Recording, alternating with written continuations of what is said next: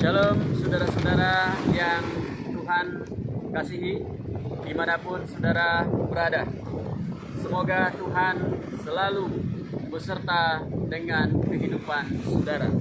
Saudara sekalian, ada pepatah yang sangat populer dan mungkin kita sering mendengarnya. Pepatah ini berkata, gajah di pelupuk mata tidak terlihat, semut di seberang lautan terlihat.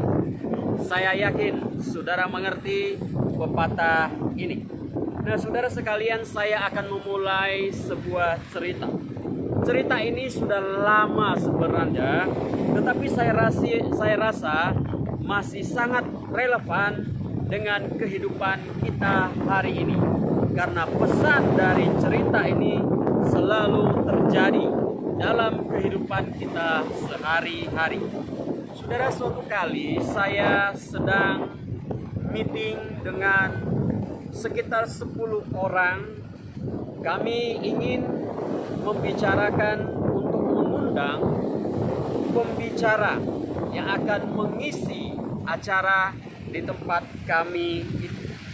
Nah, di sana kami membicarakan tentang beberapa usulan nama-nama pembicara yang akan kami undang untuk mengisi acara kami.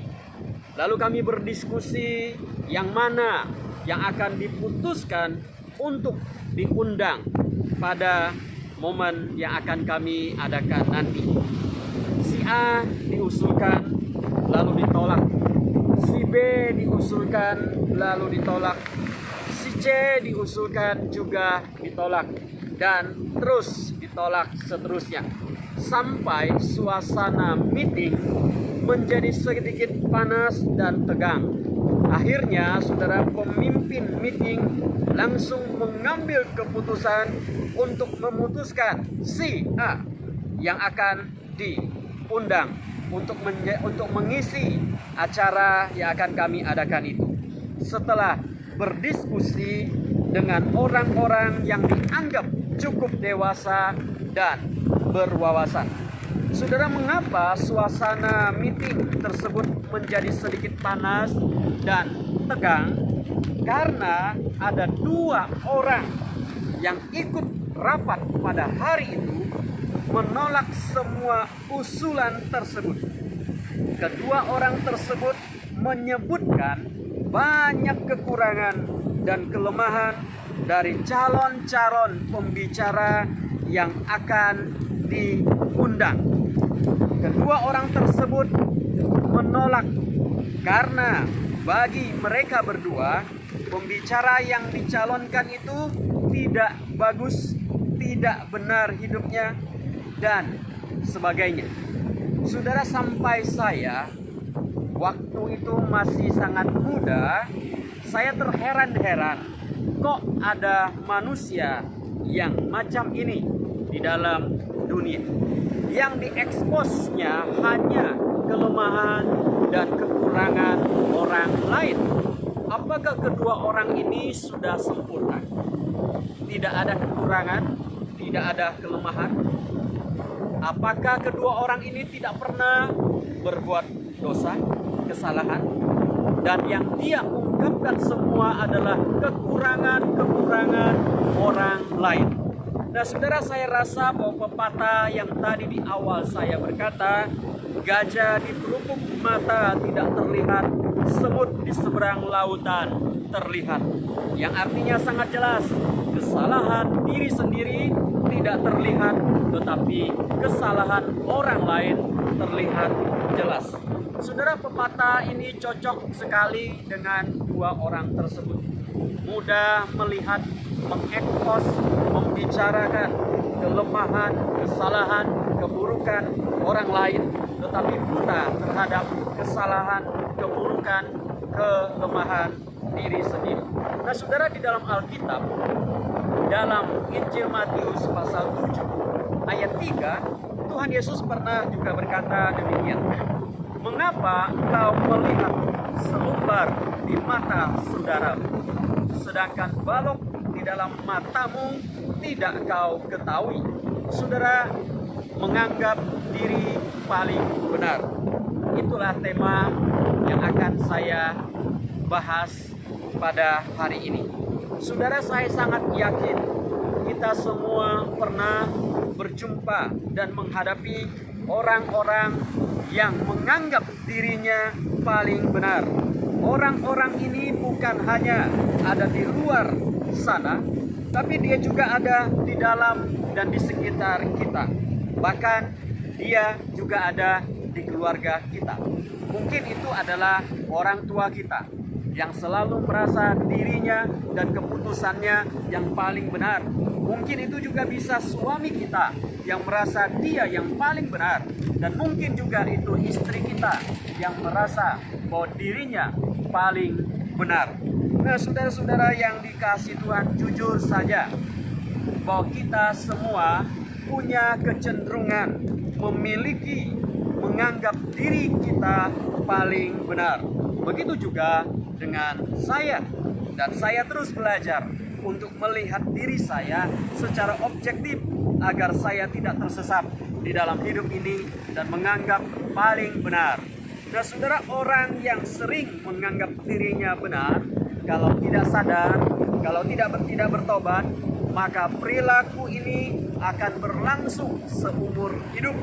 Bahkan sampai mati pun orang ini tidak bisa berubah. Nah, saudara-saudara sekalian, karena apa? Menganggap diri paling benar itu adalah virus yang paling mematikan dan bisa menular kepada siapa saja. Saudara, mengapa seseorang begitu mudah terserang oleh virus menganggap diri paling benar? Paling tidak ada 3 alasan. Yang pertama adalah sombong. Menurut Kamus Bahasa Indonesia, sombong artinya menghargai diri secara berlebihan, congkak, ponga, tabiatnya agak aneh. Istilah lain, sombong adalah angkuh, congkak, tinggi hati, dan arogan. Nah, saudara, orang yang sombong biasanya menganggap diri dia yang paling benar dan orang lain itu salah. Orang yang sombong selalu merasa dirinya sempurna dan memandang dirinya di atas orang lain. Yang kedua, saudara, orang seringkali menganggap dirinya paling benar adalah wawasan dan pengalaman hidupnya sempit. Wawasan dan pengalaman hidupnya sempit. Orang yang suka menganggap dirinya paling benar, biasanya wawasan dan pengalaman hidupnya itu sempit. Ruang pergaulannya sempit. Orang-orang ini ruang pergaulannya hanya di kelompoknya saja dan tidak berusaha untuk melihat kehidupan ini dari sisi orang lain. Selain itu, saudara, orang-orang ini menutup diri terhadap komunitas lain. Kalau orang bilang mereka ini adalah orang yang selalu memakai kacamata kuda. Yang mereka tahu hanya diri mereka sendiri. Mereka mengukur, mereka menilai segala sesuatu, menilai orang lain berdasarkan perspektif diri mereka sendiri. Dan pada akhirnya orang-orang ini adalah orang-orang yang picik karena wawasannya sempit, pengalaman hidupnya hanya itu saja. Yang ketiga, saudara, mengapa seseorang menganggap diri paling benar? Kerohaniannya bermasalah. Kerohaniannya bermasalah. Orang-orang ini, saudara, mungkin secara doktrin mereka tidak kalah hebat. Dalam hal berdebat, mereka tidak diragukan. Tetapi itu tidak menjamin kerohanian mereka. Itu tidak menjamin kerohanian mereka. Karena apa, saudara? Mereka hanya menguasai doktrin, tapi mereka tidak hidup di dalam apa yang mereka imani, percayai. Mereka mengetahui berbagai macam pengajaran-pengajaran dasar. Mereka menghafal ayat Alkitab dengan baik. Tapi semua itu hanya bersifat pengetahuan, bukan pengalaman dalam hidup. Orang-orang inilah saudara yang seringkali berkonfrontasi dengan Tuhan Yesus pada masa Tuhan Yesus hidup. Mereka adalah orang-orang Farisi, ahli-ahli Taurat, imam-imam pada masa itu. Dan pada zaman itu saudara, ketiga golongan manusia ini sudah tidak diragukan lagi kualitas mereka. Mereka ini mempraktekkan kehidupan beragama. Mereka berdoa, mereka berpuasa, mereka membayar persembahan, tetapi mereka tidak punya kehidupan spiritual. Kelakuan mereka selalu mencari kesalahan Tuhan Yesus. Bahkan seringkali mereka membuat jebakan agar Yesus jatuh ke tangan mereka.